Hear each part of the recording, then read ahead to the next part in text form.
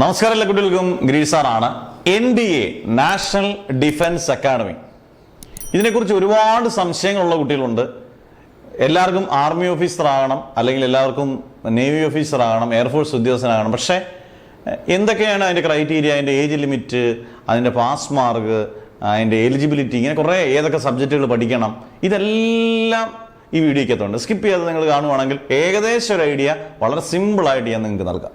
Okay, അന്നേരം ഒരാൾക്ക് ഒരു ആർമി ഓഫീസർ അല്ലെങ്കിൽ ഒരു നേവി ഓഫീസർ അല്ലെങ്കിൽ ഒരു എയർഫോഴ്സ് ഉദ്യോഗസ്ഥൻ, എയർഫോഴ്സ് ഓഫീസർ ആകണമെന്നുണ്ടെങ്കിൽ ഓട്ടോമാറ്റിക്കായിട്ട് നമുക്ക് നടത്തുന്ന പരീക്ഷ, അതായത് UPSC നടത്തുന്ന പരീക്ഷയാണ് NDA നാഷണൽ ഡിഫൻസ് അക്കാഡമി.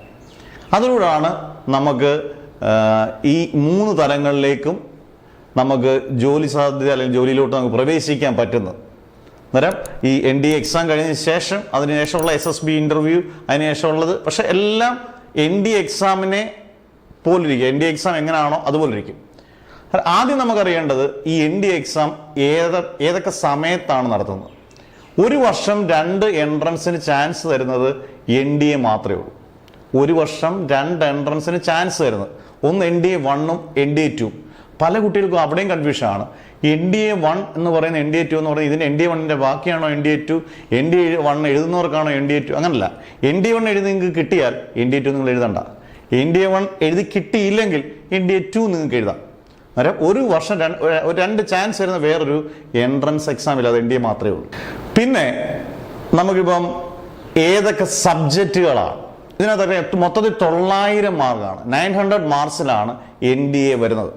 അതിനകത്ത് 2 പേപ്പർ 1, പേപ്പർ 2. നിങ്ങൾ അറിഞ്ഞിരിക്കേണ്ടത് 3-1 മാർക്കും മാത്സ് ആണ്.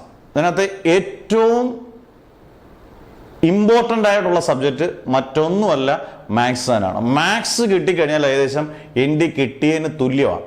കാരണം ഫസ്റ്റ് പേപ്പർ മാത്സിന് 300 മാർക്കാണ്, 1-2 മാർക്കല്ല, 300 മാർക്കാണ് ഫസ്റ്റ് പേപ്പർ മാത്സിന്. സെക്കൻഡ് പേപ്പർ ജനറൽ എബിലിറ്റിക്കകത്ത് ഫിസിക്സും കെമിസ്ട്രിയും ഇംഗ്ലീഷും GK ഒക്കെ ഉണ്ടെങ്കിൽ അവിടെ ഫിസിക്സും കെമിസ്ട്രി ഒക്കെ നമുക്ക് പഠിച്ചു കഴിഞ്ഞാൽ 10, 500, 600 മാർക്ക് മേടിക്കാം. അത് ഇത്രയും മാർക്ക് നമുക്ക് GKയും ഹിസ്റ്ററി ഒക്കെ നമുക്ക് ഏകദേശം ഒന്ന് അഡ്ജസ്റ്റ് ചെയ്ത് പഠിച്ചു കഴിഞ്ഞാൽ നമുക്ക് കിട്ടാവുന്നതാണ്. പക്ഷെ മാത്സ് അങ്ങനല്ല, നമുക്കറിയാം. ഫിസിക്സ് അങ്ങനല്ല, കെമിസ്ട്രി അങ്ങനല്ല. അങ്ങനെയുള്ള വിഷയങ്ങൾ കുറച്ചുകൂടെ കാര്യമായിട്ട് പഠിച്ചാലേ നമുക്ക് മാർക്ക് കിട്ടത്തുള്ളൂ. അന്നേരം എത്രയാണ് പാസ് മാർക്ക്? 300, ചിലപ്പോൾ 300 കട്ട് ഓഫ് വരാറുണ്ട്, ചിലപ്പം 350 കട്ട് ഓഫ് വരാറുണ്ട്. അന്നേരം 900 ഏകദേശം ഒരു 350-400 ഒക്കെ കിട്ടും. മുമ്പം ഏകദേശം പല വർഷങ്ങളിലും നമുക്ക് NDAയുടെ എക്സാമിൽ കടന്നുകൂടാം, വിജയിച്ചതായിട്ട് നമുക്ക് കയറിക്കൂടാം. അങ്ങനെ വലിയൊരു സാധ്യത NDAക്ക് ഉണ്ട്. പല കുട്ടികൾക്കും അതിനെക്കുറിച്ച് ഒരു ധാരണയും ഇല്ല. ഇനി പലരും ചോദിക്കാറുണ്ട്, സാറേ ഏതൊക്കെ വയസ്സിലുള്ളവരാണ് ഇത് എഴുതേണ്ടത്? അത് വളരെ ഇമ്പോർട്ടൻ്റ് ചോദ്യമാണ്.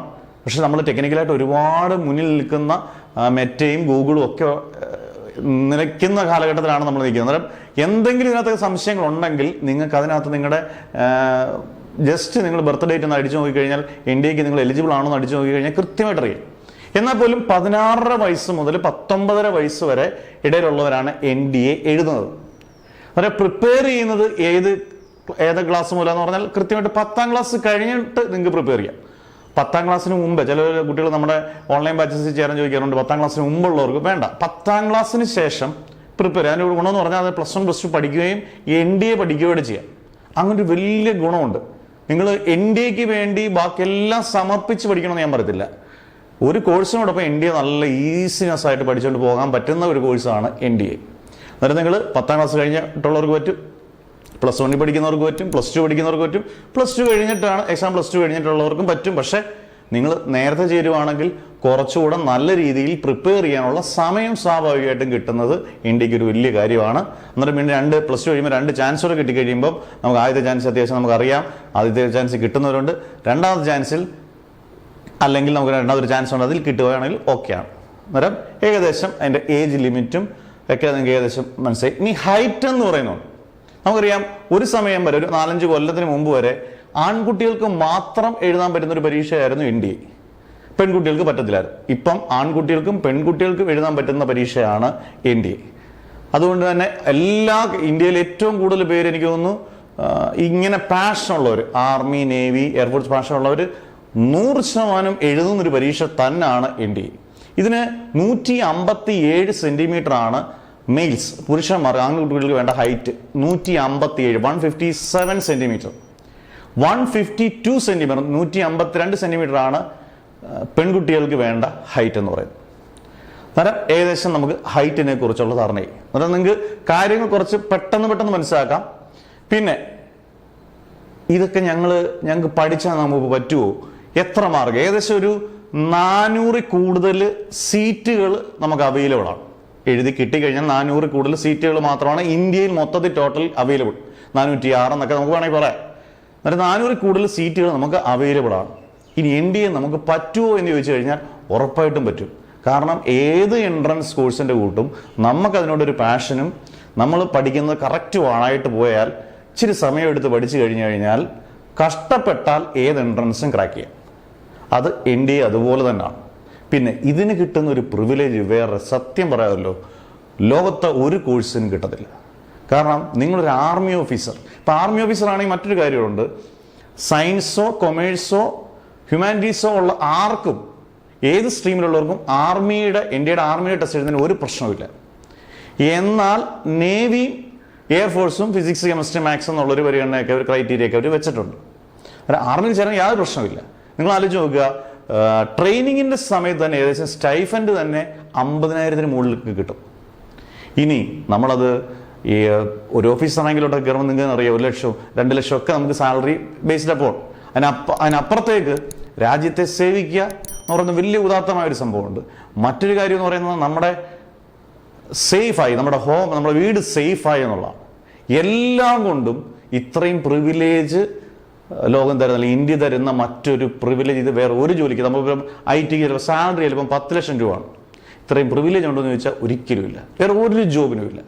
ഈ ഡോക്ടറും അധ്യാപനം ഒക്കെ ഉണ്ടല്ലോ, അവർക്കൊക്കെ വേറെ പ്രിവിലേജുകളുണ്ട്, സംശയമില്ല. പക്ഷെ ഇത്രയും പ്രിവിലേജ് നൽകുന്ന വേറെ ജോബില്ല എന്നുള്ളതാണ്. NDA എല്ലാവരും ഒരു വട്ടമെങ്കിലും എഴുതി നോക്കണം, അതിനോട് പാഷനുള്ളവർ. എന്തായാലും നമ്മളുടെ കൂട്ടത്തിൽ നമ്മുടെ കൂട്ടുകാരിൽ 10 പേരുണ്ടെങ്കിൽ അതിനകത്തൊരു 3 പേരോ 4 പേരെങ്കിലും എടാ എനിക്കൊരു പട്ടാളക്കാരനാണ്, അല്ലെങ്കിൽ നേവി എനിക്ക് ചേരണം, അല്ലെങ്കിൽ ആർമി ചേരണം എന്ന് താല്പര്യമുള്ള ഉറപ്പായിട്ടും കാണും. അങ്ങനെയുള്ളവർക്ക് ഒരു ബേസിക് ആയിട്ടുള്ള ഇൻഫർമേഷൻ ഇതിനകത്തോടെ കൃത്യമായിട്ട് നമുക്ക് കിട്ടും. കാരണം നമുക്ക് തന്നെ കോച്ചിങ് ഉണ്ട് കൃത്യമായിട്ടും, ഏകദേശം 5-6 വർഷമായിട്ട് നമ്മൾ കൃത്യമായിട്ട് കോച്ചിങ് നടത്തുന്നതാണ്.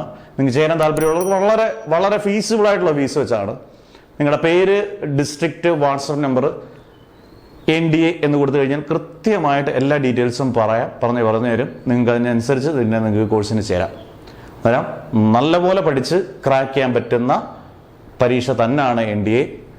മാക്സിമം നിങ്ങൾ വർക്ക് ചെയ്യുക, കിട്ടട്ടെ എന്ന് പ്രാർത്ഥിച്ചുകൊണ്ട് നിർത്തുന്നു. Never ever give up.